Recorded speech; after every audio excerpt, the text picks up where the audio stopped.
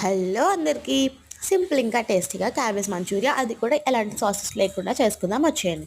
So first అయితే చిన్న దీంట్లో సగం క్యాబేజ్ని మనం తురుముకోవాలన్నమాట. అందులోకి ఉప్పు, కారం, పసుపు, గరం మసాలా, జీలకర్ర, అల్లం వెల్లుల్లి పేస్ట్, నేనైతే ఇక్కడ కొంచెం 2 స్పూన్ల కార్న్‌ఫ్లోర్, 1 స్పూన్ బియ్యం పిండి, ఇంకా 2 స్పూన్ల శనగపిండి కూడా వేస్తున్నాను. ఇక్కడ మనం బియ్యం పిండి వేయడం వల్ల యూజ్ ఏంటి అంటే ఆయిల్ ఎక్కువ పీల్చకుండా ఉంటుంది, క్రిస్పీగా కూడా వస్తాయన్నమాట. సో ఇవన్నీ కూడా మనం ఇప్పుడు వాటర్ లేకుండానే కలుపుకోవాలన్నమాట. సో ఇవన్నీ వేసుకున్న తర్వాత నీట్‌గా వాటర్ లేకుండా ఇలా చేసుకొని చిన్న చిన్న బాల్స్‌లా చేసుకోవాలి. ఈ బాల్స్‌ని ఇప్పుడు డీప్ ఫ్రై చేసుకోవాలన్నమాట. సో ఇలా కలర్ వచ్చిన తర్వాత తీసేసి పక్కన పెట్టుకోండి. ఇప్పుడు మనం సాసెస్ లేకుండా ఎలా చేయాలో చూద్దాం. సో ఫస్ట్ అయితే ఒక ప్యాన్లోకి కొంచెం ఆయిల్ వేసుకొని ఆనియన్స్, పచ్చిమిరపకాయలు, అల్లం వెల్లుల్లి పేస్ట్, జీలకర్ర, కరివేపాకు ఇవన్నీ వేసుకొని బాగా కలుపుకోండి.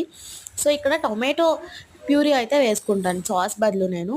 కొంచెం దగ్గరకు అయిన తర్వాత నీట్గా కలుపుకోండి.